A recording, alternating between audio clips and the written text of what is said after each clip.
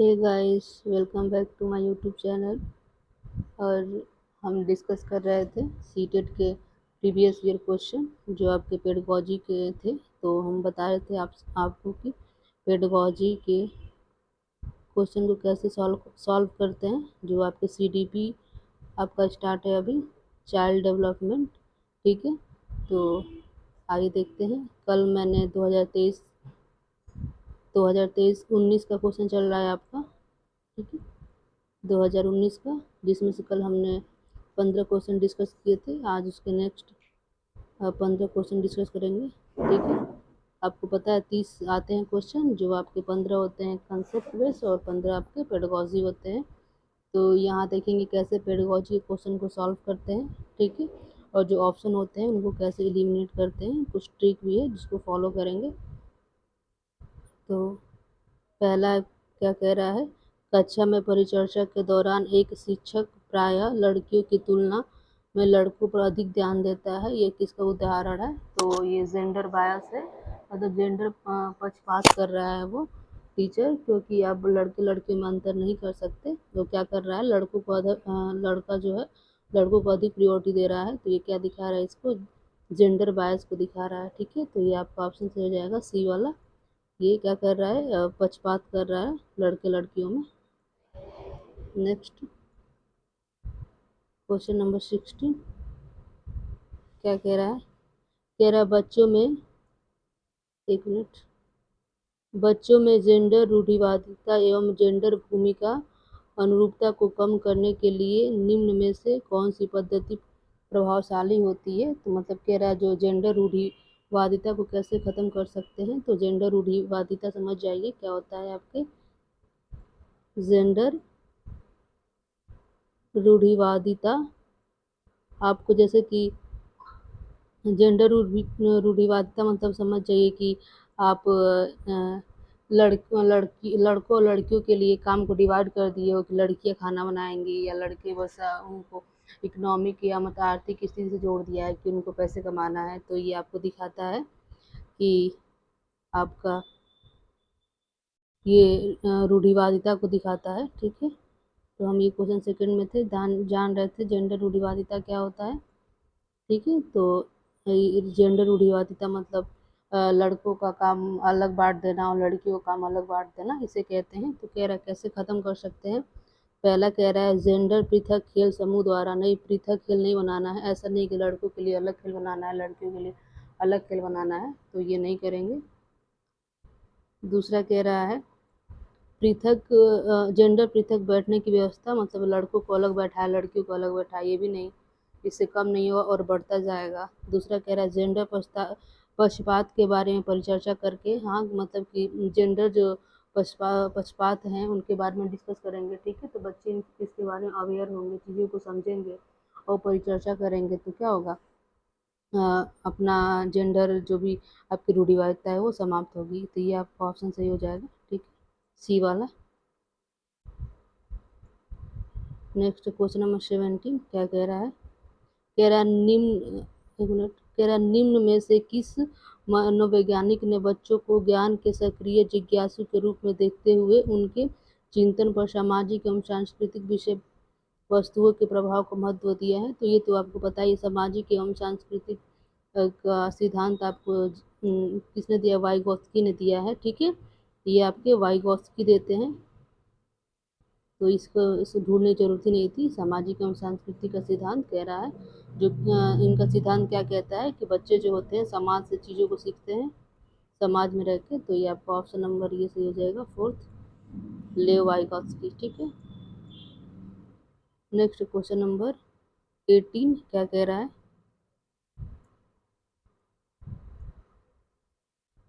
कह रहा है भाषा के अर्जन एवं विकास के लिए सर्वाधिक संवेदनशील अवधि कौन सी होती है। कह रहा है कि जो भी आपका कौन सी वो अवस्था है जिसमें भाषा का विकास बहुत ज़्यादा होता है।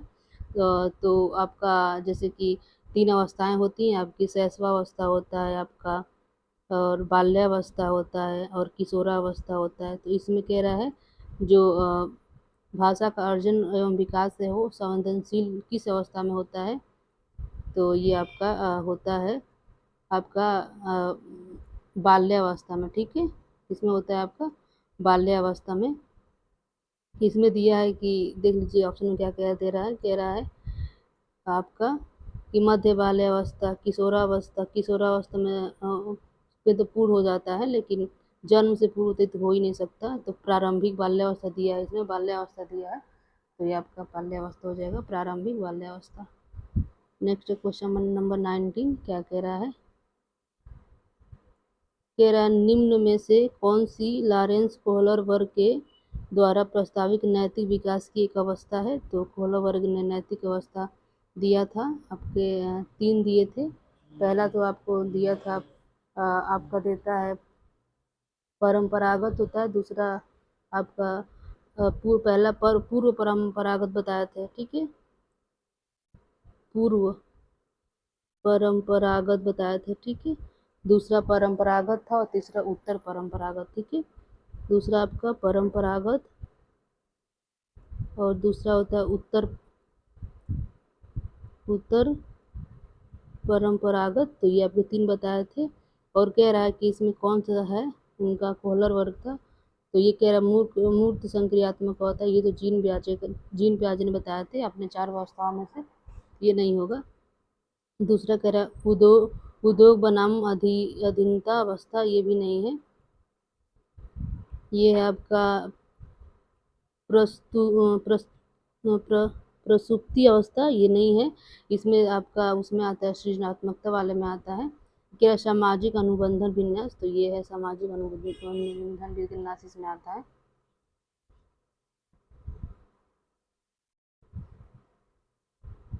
क्वेश्चन आपके 20 क्या कह रहा है देखते हैं। कह रहा निम्न व्यवहारों में से कौन सा जीन पियाजे के द्वारा प्रस्तावित मूर्त संक्रियात्मक अवस्था का विशेष करता है। तो जीन पियाजे ने आपको पता है 4 अवस्थाएं बताई थी आपकी। पहला होता है संक्रियात्मक अवस्था था, ठीक है, संक्रियात्मक अवस्था। दूसरा होता है आपका पूर्व संक्रियात्मक अवस्था, तीसरा होता है मूर्त संक्रियात्मक अवस्था और चौथा होता है अमूर्त संक्रियात्मक अवस्था। तो आपको पूछा है मूर्त संक्रियात्मक अवस्था की विशेषताएं क्या होती है। तीसरा जो है आपका मूर्त संक्रियात्मक अवस्था। तो आइए देखते हैं कौन सा इसमें से आपका ऑप्शन सही है,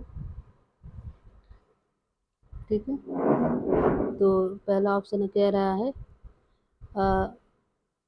पदार्थ अस्थायित्व, तो ये तो आपका उसमें होता है ना आपका संक्रियात्मक अवस्था, ठीक है, जिसको हम ज्ञानेंद्रिय अवस्था कहते हैं। पहला पदार्थ अस्थायित्व मतलब होता है कि जैसे कि संसार की वस्तु अस्थायी है या नष्ट नहीं होती, बच्चा समझता है, तो ये आपका पहली जो अवस्था है उसमें आता है, तो ये तो कट गया।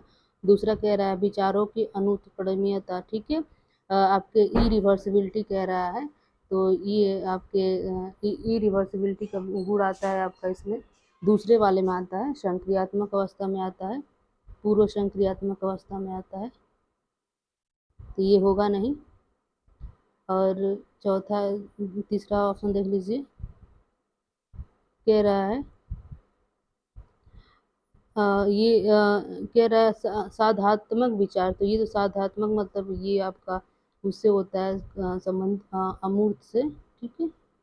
और ये कह रहा है कक्षा समावेशन और संरक्षण, तो संरक्षण आपका आता है मूर्त में, ठीक है, तो यही आपका मिलता है मूर्त में आता है संरक्षण, ठीक है। संरक्षण का मतलब होता है कि मान लीजिए किसी वस्तु के आकार में परिवर्तन हो जाता है तो उसके आयतन में कोई परिवर्तन नहीं होता है, तो ये आपका संरक्षण का सिद्धांत कहता है। तो ये चीज़ें आ जाती हैं आपके मूर्त अवस्था में, ठीक है। तो कुछ और भी प्रॉपर्टी याद रखिएगा मूर्त अवस्था का, जैसे कि आपका एक होता है विकेंद्रीकरण होता है, ठीक है, विकेंद्रीकरण होता है, उसके बाद वर्गीकरण होता है, ये आपके सब मूर्त अवस्था की विशेषताएं हैं।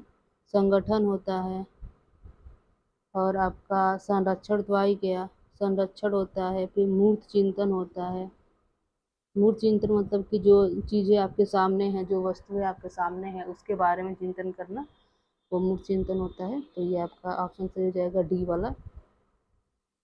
नेक्स्ट क्वेश्चन नंबर 21 क्या कह रहा है, कह रहा है बच्चों के संज्ञानात्मक विकास के संदर्भ में निम्न में से कौन सी पियाजे की संरचना है। तो पियाजे की संरचना कौन सी है, तो पियाजे ने इसी स्कीमा के बारे में बताया था स्कीमा क्या है? जो संरचनात्मक का समूह होता है, मतलब जो भी आपके संज्ञान है, ठीक है, ज्ञान का जो समूह होता है, ज्ञान का जो समूह होता है, उसे हम क्या कहते हैं? स्कीमा कहते हैं। इसी का हेल्प करके हम क्या करते हैं? चीज़ों को सीखते हैं, ठीक है, ये आपका होता है। तो ये स्कीमा के बारे में बताया था जीन पियाजे ने, ठीक है। नेक्स्ट क्वेश्चन नंबर 22 क्या कह रहा है? जीन शाह पहेली को करते समय 5 वर्ष की नजमा स्वयं से कहती है, नीला टुकड़ा कहाँ है? नहीं, यह वाला नहीं, गाढ़े रंग वाला, जिससे यह जूता पूरा बन जाएगा। इस प्रकार की वार्ता को वाइगॉस्की क्या कहते हैं? तो ये मतलब ये जो वार्ता हो रहा है, इसको बच्चे खुद से अपनी बातें करते रहते हैं, जैसे वाइगॉस्की इसको कुछ और कहते हैं और जीन पियाजे कुछ और कहते हैं। तो दोनों का स्टेटमेंट देके पूछ लेता है कि कौन क्या कहता है। जैसे दे देगा क्वेश्चन में कि जो बच्चे खुद से वार्तालाप करते हैं उसे जीन पियाजे क्या कहते हैं, या जो बच्चे खुद से वार्तालाप कहते हैं उसको वाइगॉस्की क्या कहते हैं। तो इसको यहाँ में आपको वाइगॉस्की के लिए पूछा है कि वाइगॉस्की क्या कहते हैं। तो इसको वाइगॉस्की कहते हैं आपके व्यक्तिगत वार्ता, ठीक है, क्या कहते हैं? व्यक्तिगत वार्ता। तो ये इनके अकॉर्डिंग सही हो जाएगा। अभी यही देता है कि जीन पियाजे क्या कहते हैं इसको? तो जीन पियाजे कहते हैं इसको आत्म केंद्रित अवस्था, ठीक है, वार्ता। याद रखिएगा, ये क्वेश्चन पूछ लेता है, हमेशा आता है, या तो जीन पियाजे का देगा या तो उनका वाइगॉस्की का दे देगा। नेक्स्ट क्वेश्चन है क्वेश्चन नंबर 23, क्या कह रहा है? बच्चों को संकेत देना तथा आवश्यकता पड़ने पर सहयोग प्रदान करना, ये क्या कहलाता है? तो ये आपके वाइगॉस्की ने ही बताया था, इसको हम कहते हैं स्केल फोल्डिंग, ठीक है। मतलब मान लीजिए कोई बच्चा कुछ चीज़ें सीख रहा है, ठीक है, उस सीखते सीखते कहीं वो फंस गया है, अगर आप वहाँ थोड़ी सी हेल्प कर देते हैं तो बच्चा वो चीज़ को कर ले जाता है। उसी को हम स्केल फोल्डिंग कहते हैं। जो आपने हेल्प किया है उसको हम हिंदी में पाठ भी कहते हैं या ढांचा कहते हैं। नेक्स्ट क्वेश्चन नंबर 24 क्या कह रहा है? एक मिनट। रूही हमेशा समस्या के एकाधिक समाधान के बारे में सोचती है, इसमें काफ़ी समाधान मौलिक होते हैं। रूही किन गुणों का प्रदर्शन कर रही है? तो पता है आपका, जो जो गुण मौलिक में आता है वो आपका सृजनात्मकता है, ठीक है। तो उसके कौन से गुण उसके अंदर शामिल हैं? तो आपका सृजनात्मकता। तो इसमें कुछ करना नहीं था। तो जो सृजनात्मक बालक होता है उसके क्या क्या गुण होते हैं? पहली बात की मौलिक होता है, ठीक है। दूसरा आपका प्रवाह होता है और उसका प्रसारण होता है, ठीक है। लचीलापन होता है। ये सब आपके किसके हैं? आपके सृजनात्मकता के गुण हैं, ठीक है। और विस्तारण होता है, 5 होते हैं, याद रखिएगा। नेक्स्ट क्वेश्चन नंबर 25 क्या कह रहा है? आकलन का प्राथमिक उद्देश्य क्या होना चाहिए? जैसे कि बच्चों का आप क्या कर रहे हो? आकलन कर रहे हो, तो आप किस लिए कर रहे हो? क्या आपका उद्देश्य है? तो उसमें कह रहा है, उसमें कई सारे उद्देश्य है, लेकिन प्राथमिक उद्देश्य क्या होता है, मेन उद्देश्य क्या होता है, उससे पूछ रहा है। तो पहला कह रहा है विद्यार्थियों के प्राप्तांकों के आधार पर उनको नामांकित करना। ऐसा नहीं है कि बच्चों का ये आकलन इसलिए करते हैं कि उनको हम क्या करें, प्राप्तांक दें। दूसरा कह रहा है रिपोर्ट कार्ड में उत्तीर्ण या अनुत्तीर्ण करना। ये सब करते हैं, लेकिन आपका मुख्य चीज़ें नहीं ये ऐसा नहीं कि फेल और पास के लिए करेंगे। तीसरा कह रहा विद्यार्थियों के लिए श्रेणी निश्चित करना। ऐसा नहीं कि उनको रैंक देंगे कि ये इतना रैंक पे है, वो इतने रैंक पे है। ये मुख्य नहीं है चीज़ें जो आकलन में की जाती हैं। और लास्ट कह रहा है, देखिए, कह रहा है संबंधित अवधारणाओं के बारे में बच्चों की स्पष्टता तथा भ्रांतियों को समझना। जैसे कि बच्चों का आप आकलन कर रहे हैं तो उससे पता चलेगा आपको कि बच्चे का विकास कहाँ तक हो रहा है, उसको सीखने में कठिनाइयाँ कहाँ हो रही है। उसको जानने के बाद फिर क्या करेंगे, उसको सुधार करने की कोशिश करेंगे। तो ये आपका डी ऑप्शन सही हो जाएगा, ठीक है। तो ये आकलन था। क्वेश्चन नंबर 26 है, क्या कह रहा है? निम्न कथनों में से कौन सा बुद्धि के बारे में सही है? तो यहाँ मेन बुद्धि से रिलेटेड क्वेश्चन पूछा है कि बुद्धि क्या है। तो ये पहला कह रहा है बुद्धि एक एकात्मक कारक तथा एक एकांगी विशेषक है। एकात्मक नहीं होता है, बहुयात्मक होता है, ठीक है। तो ये ऑप्शन कट जाता है। दूसरा कह रहा है बुद्धि बहुआयामी है तथा जटिल योग्यताओं का समूह है। तो हाँ, बुद्धि योग्यताओं का समूह है, जिससे हम क्या कहते हैं, प्रॉब्लम को सॉल्व करते हैं, ठीक है, अपने आप को एडजस्ट करते हैं किसी भी आपके माहौल में, और दूसरा होता है कि बहुआयामी होता है, तो ये आपका ऑप्शन सही हो जाता है। ठीक है, नेक्स्ट क्वेश्चन, क्वेश्चन नंबर 26 क्या कह रहा है? कह रहा है पठन वैफल्य बच्चों के प्राथमिक लक्षण क्या हैं? तो ये आपका मेनली होता है डिसलेक्सिया। तो डिसलेक्सिया क्या होता है? जिसमें बच्चों को पठन संबंधी दोष होते हैं, बच्चे ठीक से चीज़ों को पढ़ नहीं पाते हैं, तो वो आपका डिसलेक्सिया होता है। तो इस कौन सा ऑप्शन सही हो जाएगा? ए ही सही हो जाएगा। धारा प्रवाह पढ़ने की अक्षमता, मेन पढ़ने की अक्षमता को हम क्या कहते हैं? डिसलेक्सिया कहते हैं। और डिसग्राफिया किसे कहते हैं? यही जान लीजिए, डिसग्राफिया जिसमें लिखने की अक्षमता, ठीक है, लिखने में बच्चों को कठिनाई होती है, उसे हम डिसग्राफिया कहते हैं। तो आप ट्रिकली यहाँ से याद सकते हो, ग्राफ में क्या करते हो? बनाते हो कुछ ना कुछ तो लिखते रहोगे, तो यहाँ ट्रिकली याद रख सकते हो, डिसग्राफिया मतलब लिखन संबंधी। ठीक है, और एक और होता है, उसको भी जान जाइए, डिसकैलकुलिया। डिसकैलकुलिया इसका मतलब होता है कि मैथ संबंधी, मतलब बच्चों में जो अक्षमता होती है।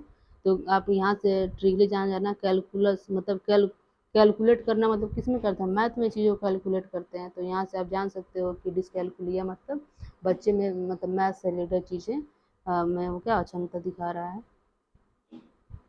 नेक्स्ट क्वेश्चन नंबर 28 क्या कह रहा है? कह रहा है शिक्षा का अधिकार अधिनियम 2009 में उल्लेख की गई समावेशी शिक्षा की अवधारणा निम्न में से किस पर आधारित है?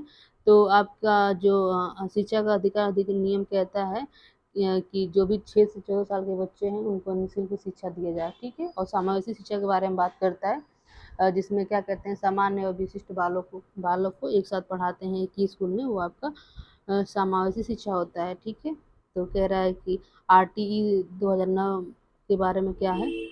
कह रहा है अधिकार आधारित मानव एक मिनट अधिकार आधारित मानवतावादी परिप्रेक्ष्य। ठीक है, तो मतलब ये अधिकार के बारे में बताता है बच्चे के कि शिक्षा का जो अधिकार है, RT 2009 कहता है, राइट टू एक्ट होता है। ठीक है, RTE इसका होता है राइट टू एक्ट, शिक्षा का अधिकार हम कहते हैं इसको। तो ये कहता है कि जो भी 6 से 14 साल के बच्चे हैं उनको निःशुल्क शिक्षा दी जाए। ठीक है, उनको शिक्षा का अधिकार है, तो ये आपका पहला ही ऑप्शन सही हो जाएगा।